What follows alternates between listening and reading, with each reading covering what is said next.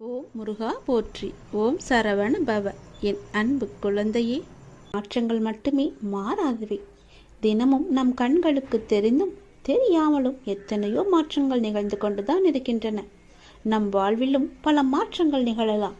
நீங்கள் மாற வேண்டும் என்று நினைப்பது இன்றே கூட மாறலாம். ஆகவே நம்பிக்கையை இழக்காதே. நமது சூழ்நிலைகள் நிரந்தரமில்லை. தோல்விகளும் நிரந்தரமில்லை. கஷ்டங்களும் நிரந்தரமில்லை. உன் கடன் பிரச்சனைகளும் நிரந்தரமில்லை. இன்றைய நிலை நிரந்தரமில்லை.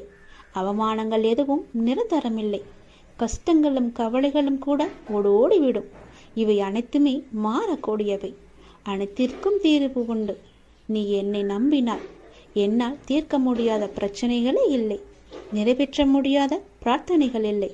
மாற்ற முடியாத சூழ்நிலைகள் இல்லை. முழுமையாக என்னை நம்பு. உங்களுக்கு ஒன்று தாமதமாகிறது என்றால் அதை முழுமையாக ஏற்றுக்கொள். காரணமில்லாமல் இங்கு எதுவுமே நிகழப்போவதும் கிடையாது. இதை நீ இப்போது கேட்டுக்கொண்டிருப்பதற்கும் மிகப்பெரிய ஒரு காரணம் இருக்கலாம். எல்லாமே நன்மைக்கே. நம்பிக்கையோடு நீ பிரார்த்தனை மட்டும் செய். உங்கள் வாழ்வில் நிச்சயமாகவே மாற்றங்கள் ஏற்படும். நீ கேட்டபடியே நல்ல மாற்றங்களாக இருக்கும். சிறப்பாகவே நீ வாழ்வாய். என்னுடைய அனுகிரகம் உனக்கு எப்போதுமே கிடைக்கும். உங்கள் வாழ்க்கை மகிழ்ச்சியுடனே இருக்கும்.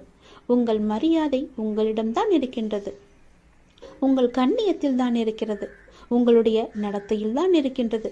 உங்களுடைய ஒழுக்கத்தில் தான் இருக்கிறது. உங்கள் முன்பு தரும் மரியாதையை வைத்துக்கொண்டு என்ன செய்ய போகிறீர்கள்? உங்கள் பின்னால் என்ன நடக்கிறது என்று கவனியுங்கள்.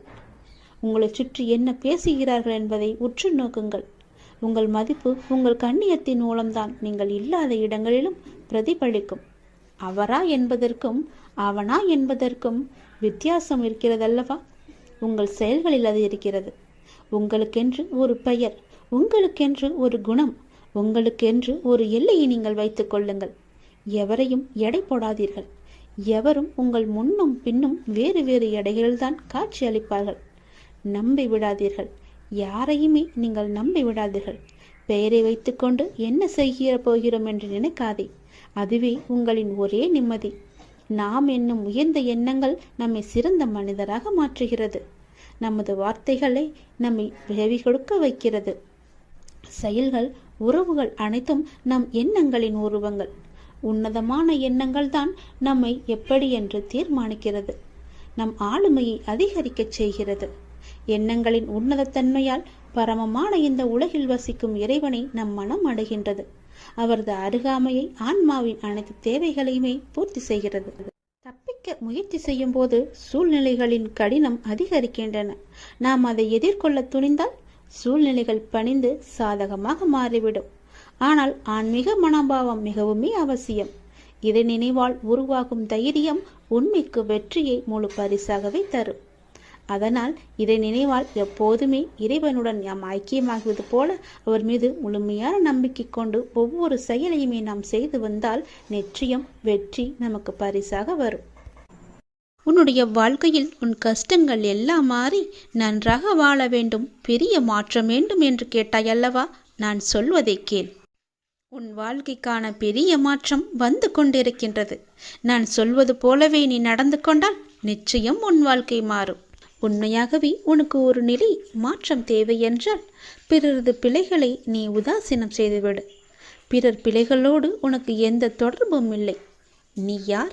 அவர்களை பொறுத்த அளவில் குறுக்கிட கேட்கிறார்களா என்ன? அவர்கள் வாழ்வில் குறிப்பிட்ட உனக்கு எந்த உரிமையும் கிடையாது. நீ உன் காரியத்தை மட்டுமே கவனித்து வா. ஆனால் அதே சமயம் உன் பிழைகளை உதாசீனம் செய்து விடாதே. அவற்றை மாற்ற வேண்டியிருக்கிறது. அவற்றை வென்றெடுக்க வேண்டியிருக்கிறது. வழக்கமாக எல்லோரும் தத்தமது குறைகளை கண்டு கொள்ளாமல் பிறரது பிழைகளை பற்றி பெரிதுபடுத்தி பேசுகிறார்கள். அதுதான் அகங்காரத்தின் போக்கு.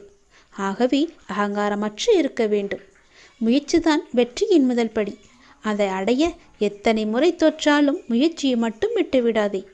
எண்ணத்தில் தூய்மையும், சொல்லில் இனிமையும், செயலில் நேர்மையும் கொண்டு அற வாழ்க்கை வாழ்ந்து வந்தால், நாம் எளிமையான வாழ்க்கையை வாழ்ந்து வந்தால் நிச்சயம் நம்முடைய வாழ்வில் நல்ல மாற்றங்கள் ஏற்படும். உனது எண்ணங்கள் அனைத்தும் தவறாக நடக்கின்றது, என்ன செய்வது என்று யோசிக்காதே. அனைத்தும் மாறும். எதிலும் நிதானமாக யோசித்து செயல்படு. அவசரப்படாதே, நிச்சயம் வெற்றி கிட்டும். உன் வாழ்க்கையில் நடக்கின்ற யாவும் உன் கர்ம வினைகளின் படிதான் நடந்து கொண்டிருக்கிறது. அப்படி இருக்கையில் நீ துயரங்களை எதிர்கொண்டுதானே ஆக வேண்டும். உன் கர்ம பந்தத்திலிருந்து விரைந்து விடுபட உன்னால் முடிந்த அளவுக்கு நன்மைகளை செய்து கொண்டே இரு. அந்த நன்மைகளை செய்வதை விட்டுவிடாதே. உன்னிடம் உதவிக்கு வருபவர்களை உதாசீனப்படுத்தாதே. உன்னால் முடிந்த உதவியை இல்லை என்று சொல்லாமல் நீ அவர்களுக்கு செய். இல்லை என்ற சொல்லை உன் வாயிலிருந்து வரக்கூடாது. உன்னை காக்கும், அதுவே இக்கட்டான சூழ்நிலையில் காக்கும். உன்னுடைய தர்மமே உன்னை காக்கும், உன்னை சூழ்ந்து நிற்கும். வாழ்க்கையில் இன்பமும் துன்பமும் அவரவர் கையாளும் வகையில்தான் இருக்கின்றது. மற்றவர்கள் எல்லாம் நிம்மதியாக சந்தோஷத்துடன் வாழ்கின்றார்கள். நமக்கு மட்டும்தான் துயரம் இருக்கிறது என்று நீ புலம்பிக் கொண்டிருக்கிறாய். அது முற்றிலும் தவறு. எல்லோருக்குமே அவரவர் வாழ்க்கையில் சென்று பார்த்தால்தான் தெரியும் அவர்கள் படும் கஷ்டங்கள் என்ன, துயரங்கள் என்ன, எவ்வளவு அனுபவிக்கிறார்கள் என்று. பொறுமையையும் நம்பிக்கையை மட்டும் எந்த சூழ்நிலையிலும் கைவிடாதே. யாரோடும் உன்னை நீ ஒப்பிட்டு கொள்ளாதே. பொறுமையும் நம்பிக்கையும் உன்னில் சூழ்நிலையில் எப்போதும் காப்பாற்றும். உன்னை விட்டு யார் விலகினாலும் நீ கவலைப்படக்கூடாது. எல்லாம் நன்மைக்கே என்று எடுத்துக்கொள்ள வேண்டும். நீங்கள் மென்மேலும் வளர்ச்சியடைந்து வாழ்வில் வெற்றி பெற வேண்டும் என்றால் நான் சொல்வதையெல்லாம் நீ கடைப்பிடித்துதான் ஆக வேண்டும். உனது வாழ்க்கை எல்லா செல்வ வளங்களையும் பெற்று மகிழ்ச்சியாக மாற வேண்டும் என்றால் நான் சொல்வதை நீ கடைப்பிடித்துதான் ஆக வேண்டும். இவை அனைத்துமே உன்னை வந்து சேரும்படி நான் அமைத்து தருகிறேன். உன் லட்சியத்தில் மட்டும் உன் கவனத்தை செலுத்து. யாருடனும் உன்னை நீ ஒப்பிட்டு பார்க்காதே. உன்னை யாருடனாவது ஒப்பிட்டு பார்க்க வேண்டும் என்று நினைத்தால் நீ உன்னுடனே உன்னை பற்றியே முன்காலத்திலும் இப்போதும் உள்ளபடி நீ ஒப்பிட்டு பார். நிச்சயம் உன் வாழ்க்கை எப்படி மாறியிருக்கிறது என்று உனக்கே தெரியும். மேலும் பெரிய மாற்றம் வேண்டுமென்றால் நான் சொல்வதை இப்போதே கேள். பெரிய மாற்றம் உன்னை தேடி வந்து கொண்டிருக்கிறது. என்னை அன்போடும் உன்னையோடும் கூப்பிடுகின்ற எல்லோருக்கும் நான் பக்கத்திலேயே இருக்கின்றேன். இருப்பது ஒரு வாழ்க்கை. யாரையும் வெறுக்காமல் யாரையும் துன்புறுத்தாமல் நீ வாழ்ந்துவிட்டு நாம் செல்ல வேண்டும். நல்லதே நடக்கும் உனக்கு. ஏனென்றால் நீ நினைத்த செயல் விரைவில் என் ஆசையுடன் உனக்கு நடக்கப் போகின்றது. உன்னை சரியான நேரத்தில் கைதூக்கி விடப் போகின்றேன். தற்போது நடக்கின்ற அனைத்துமே உனக்கு எதிராக நடப்பது போல் தோன்றலாம். ஆனால் இறுதியில் நான் அனைத்தையும் சரி செய்வேன். என்னுடைய நேரத்திற்காக நீ கொஞ்சம் பொறுமையாக காத்திரு. அனைத்தும் உனக்கு வெற்றியாக அமையப் போகிறது. உனக்கு வெற்றியாய் அமைய நான் என்றுமே துணை இருப்பேன். சில நேரங்களில் நீ தனியாக நடக்க வேண்டும். ஏனென்றால் நீங்கள் கூட்டமாக நடக்கும்போது அந்த பாதையை நீ இழக்க எப்போதும் வாய்ப்பிருக்கின்றது. அதை மறந்து விடாதே. கூட்டமாக நடக்கும்போது யாராவது ஒருவர் பின்னே தள்ளிவிடுவர், அல்லது முன்னே தள்ளிவிடுவர், அல்லது பக்கமாக தள்ளிவிடுவர். அதனால் நீ எப்பொழுதும் தனியாகவே நடக்க கற்றுக்கொள். எனவே நீங்கள் தனியாக நடந்து சென்றால் எதற்குமே வருத்தப்பட வேண்டாம். உனக்கு யாரும் துணை இல்லை என்றும் நீ கவலைப்பட வேண்டாம். உன் அருகிலும் உன் பக்கத்திலும் எல்லா புறமும் நான் உன் கூடவே வந்து கொண்டிருப்பேன். ஏனென்றால் நீங்கள் இலக்கை அடைய நான் விரும்புகின்றேன். அந்த கடவுள் விரும்புகின்றார். உன்னுடைய இலக்கு எது என்று அறிந்து நீ சென்று கொண்டிருக்கும் பாதை சரியான பாதையே. அது உனக்கு கிடைக்க வேண்டும் என்பதற்காகத்தான் நான் ஆசைப்படுகின்றேன். உன்னுடன் நான் இருக்கின்றேன் என்ற நம்பிக்கையோடு இரு. எல்லாமே உனக்கு நல்லதாகவே நடக்கும். நீ கொஞ்சம் அமைதியாயிரு. உன்னுடைய சோகம், உன்னுடைய கண்ணீர், உன்னுடைய மனவலி, உன் மனவேதனை அனைத்தையும் நான் அறிந்து வைத்திருக்கின்றேன்.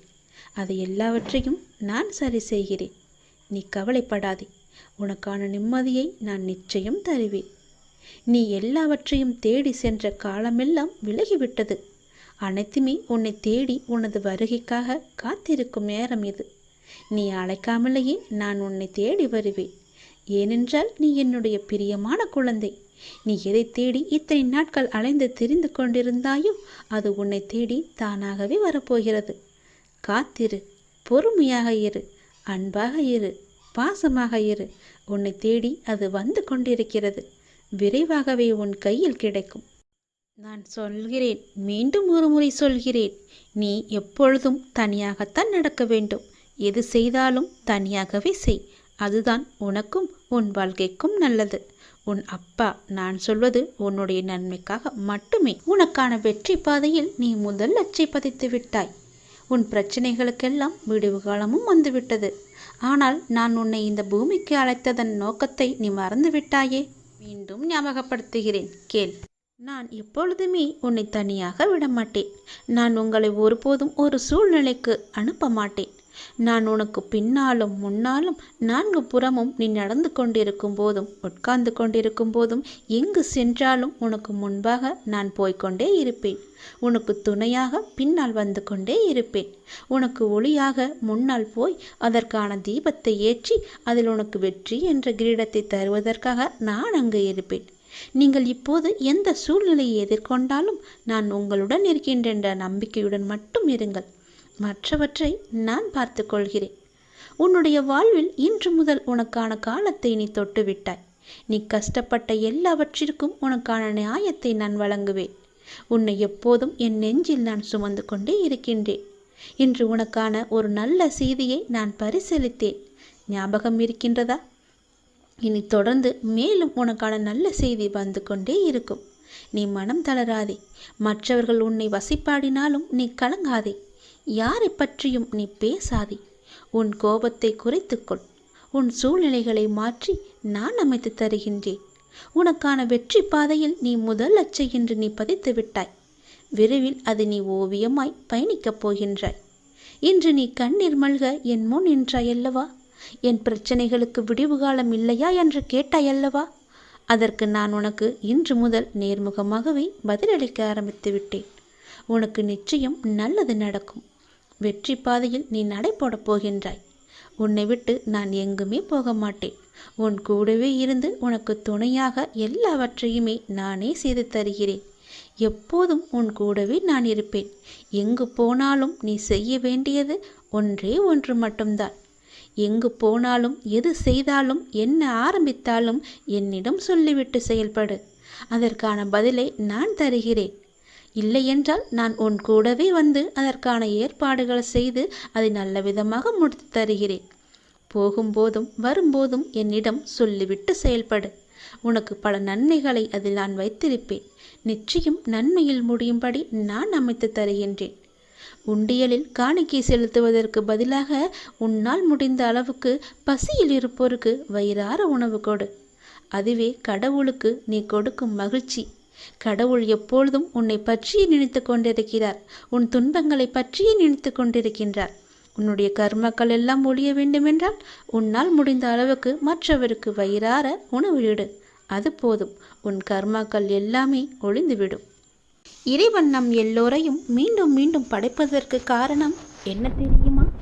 நாம் நல்லது செய்ய வேண்டும், நம் கர்மாக்கள் எல்லாம் ஒழிய வேண்டும் என்பதற்காகவே மீண்டும் மீண்டும் நம்மை பிறக்க வைக்கின்றார். இறைவன் அனைவரையும் நல்ல செயல்கள் செய்யத்தான் நம்மை அனுப்பியிருக்கின்றார். ஆனால் தீயதை செய்து தானும் துன்பப்பட்டு மற்றவர்களையும் துன்பப்படுத்த அல்ல என்று அனைவரும் உணர வேண்டும். எல்லாம் உங்கள் எண்ணங்களில்தான் இருக்கிறது. உங்கள் மனதுகளில்தான் இருக்கிறது. உங்கள் செயல்களில்தான் இருக்கிறது. நீங்கள் மனது வைத்தால் நிச்சயம் நடக்கும். அது எப்போது என்றுதான் உனக்கும் தெரியவில்லை, அனுப்பி வைத்த எனக்கும் தெரியவில்லை. எதற்காக அனுப்பினோ அதை மறந்துவிட்டு நீயே ஒரு வழியில் போய் கொண்டிருக்கின்றாய்.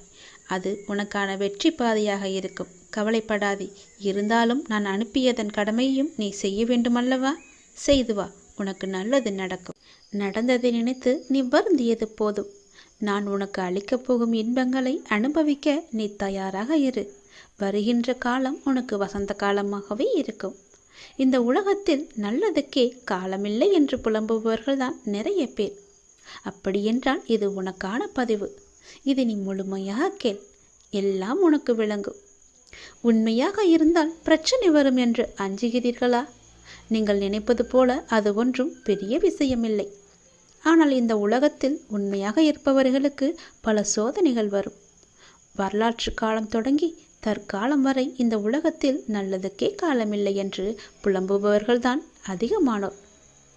உண்மையாகவும் நேர்மையாகவும் இருந்தால் நாம் தினந்தோறும் பல்வேறு விதமான பிரச்சனைகளை சந்தித்து கொண்டே இருக்கின்றோம்.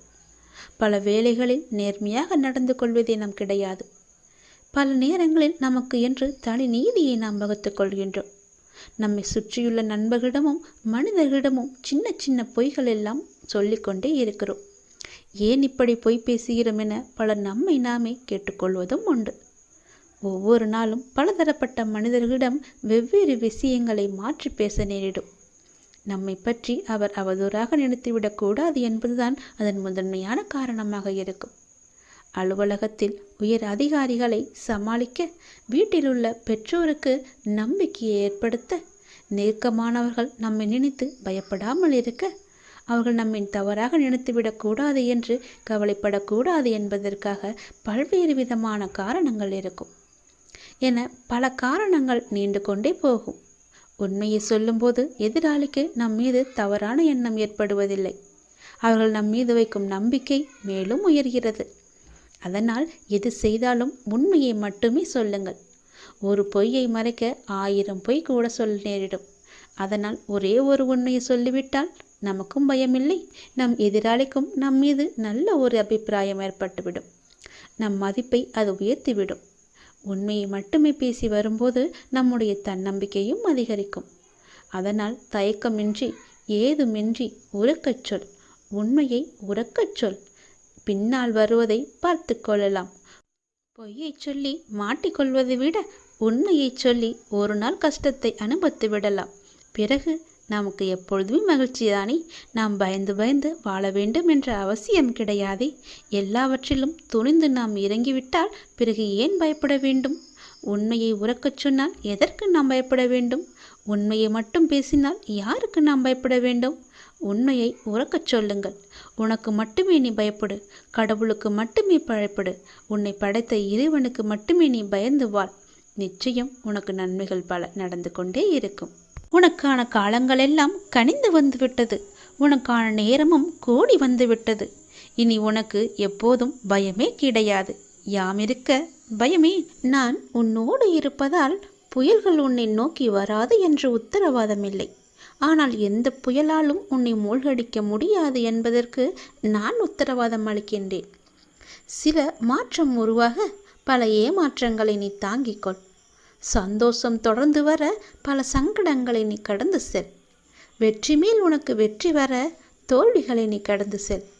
காலங்கள் கனிந்து வரும் நேரம் வரை நீ பொறுமையாக காத்திருக்க வேண்டும். நான் சொல்வது புரிகிறதா?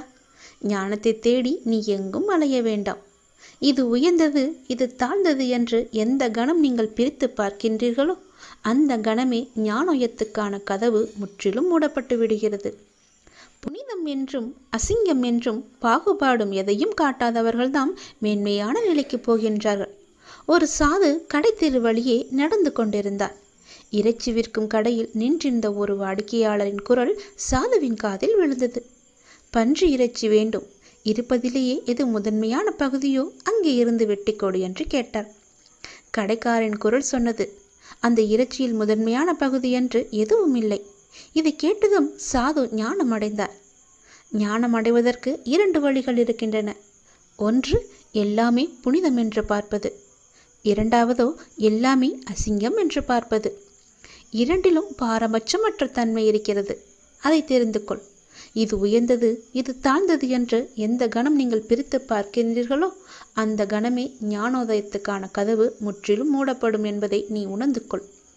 பன்றி இறைச்சியில் இந்த பகுதி ருசியாக இருக்கும், இதில் எவ்வளவு ருசி இருக்காது என்று இறைச்சி விற்பவன் பாகுபாடு பார்க்க தயாராக இல்லை.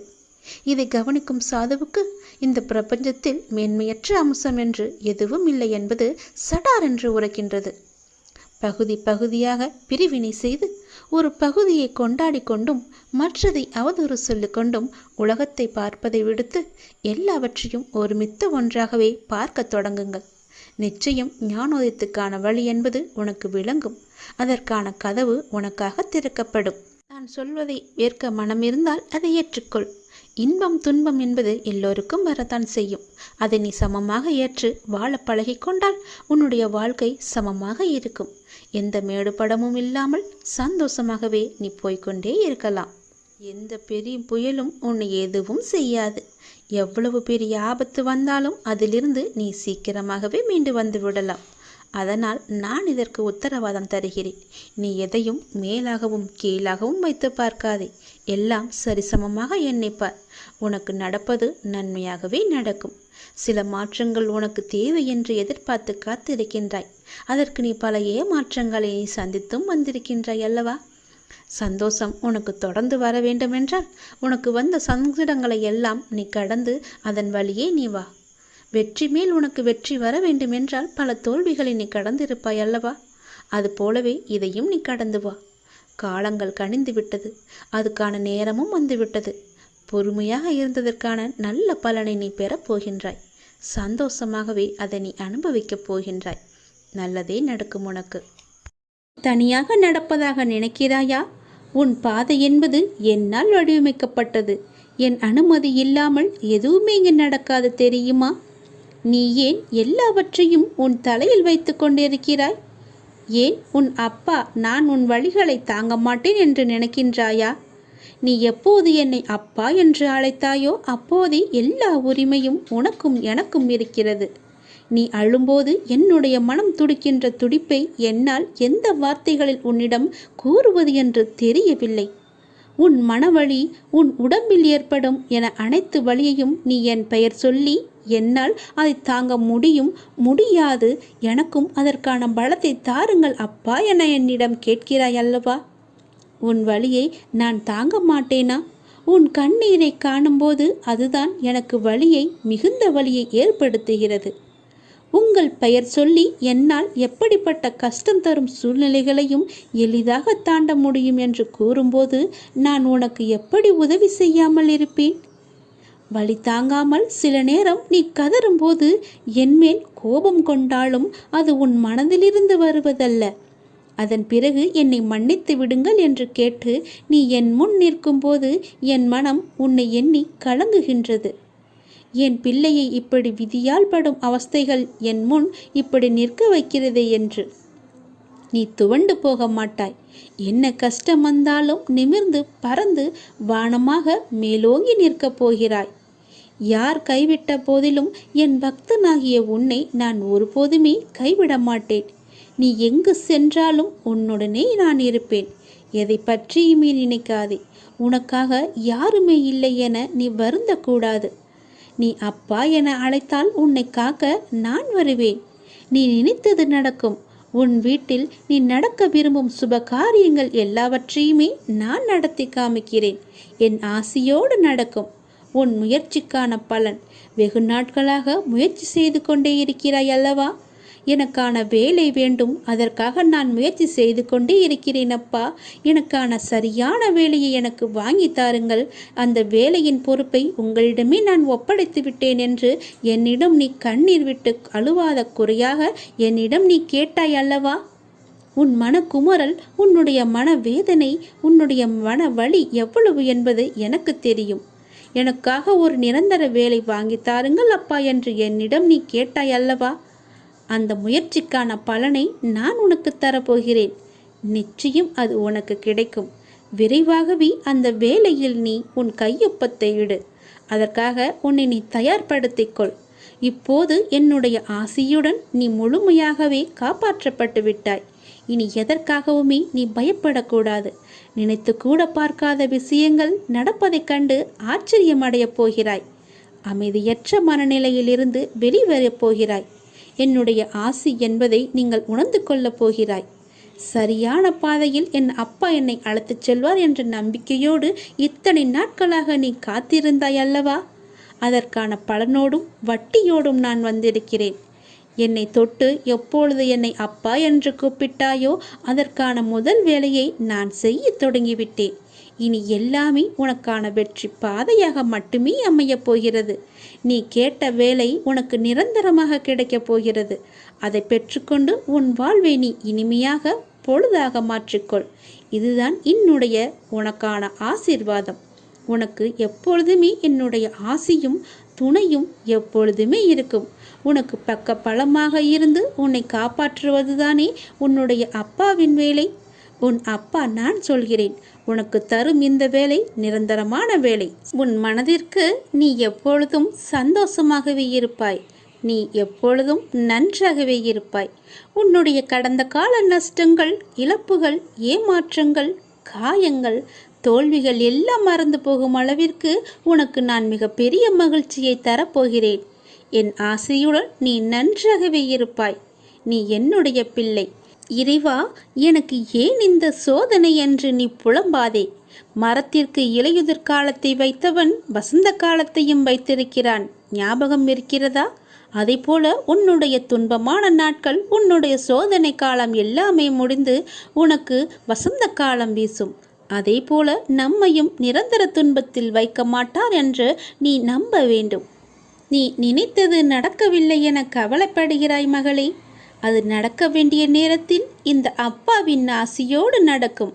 நீ முயற்சி செய், உனக்கான பலன் நிச்சயமாகவே கிடைக்கும். முயற்சியை மட்டும் நீ கைவிட்டு விடாதே. உன்னோடும் உன் குடும்பத்தோடும் தான் நான் இருந்து கொண்டே இருக்கிறேனே. நீ எல்லா செல்வ வளங்களையும் பெறுவதற்கு உனக்கே அரிதான வாய்ப்பு ஒன்று கிடைக்கும்.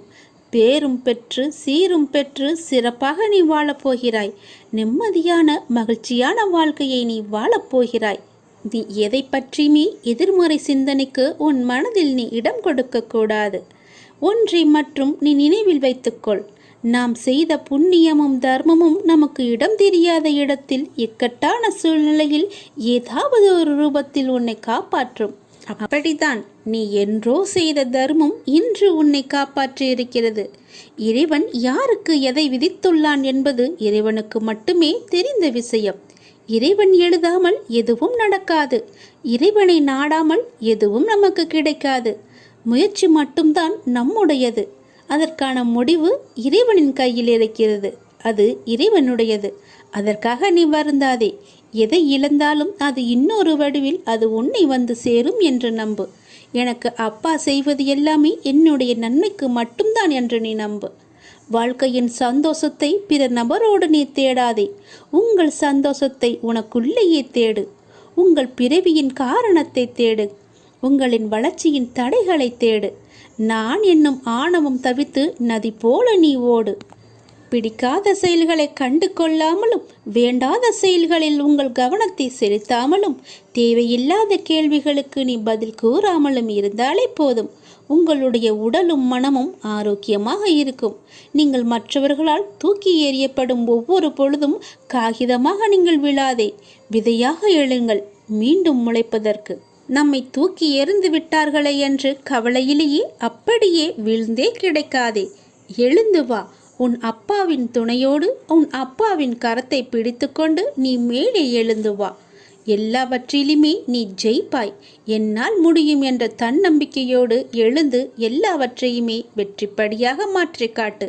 ஒருவர் இப்படித்தான் என முடிவான பிறகு அவர்களை மாற்ற முயற்சிக்காமல் உங்களை நீங்களே மாற்றிக்கொண்டு அடுத்த நிலைக்கு சென்று பாருங்கள்.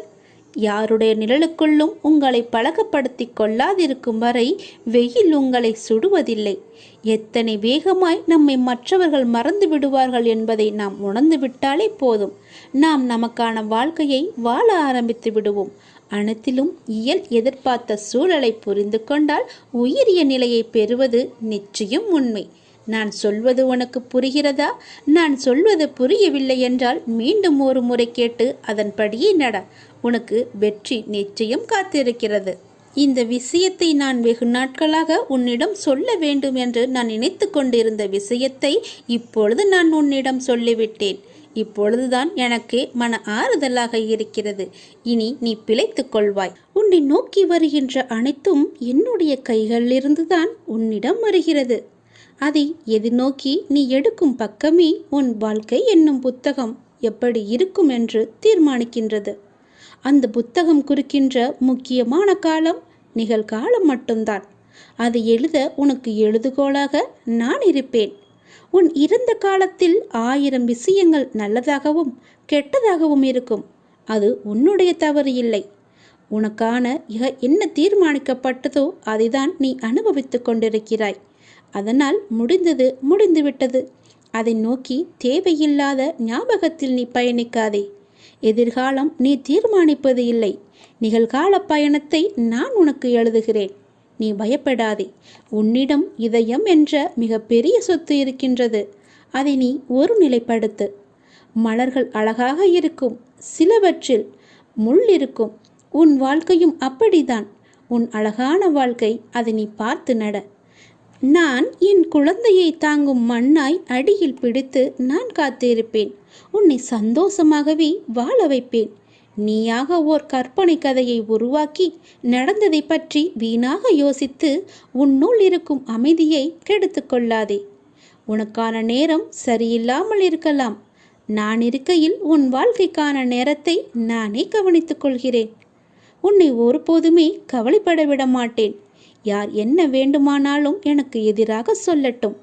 என் குழந்தை என் மீது இவ்வளவு நம்பிக்கை வைத்திருக்கும் போது, உன் உலகமாய் நான் இருக்கும்போது நீ எதற்காக கவலைப்பட வேண்டும்? உனக்கு செய்வது எல்லாவற்றையுமே என்னுடைய ஆனந்தத்தால் தான் செய்கிறேன்.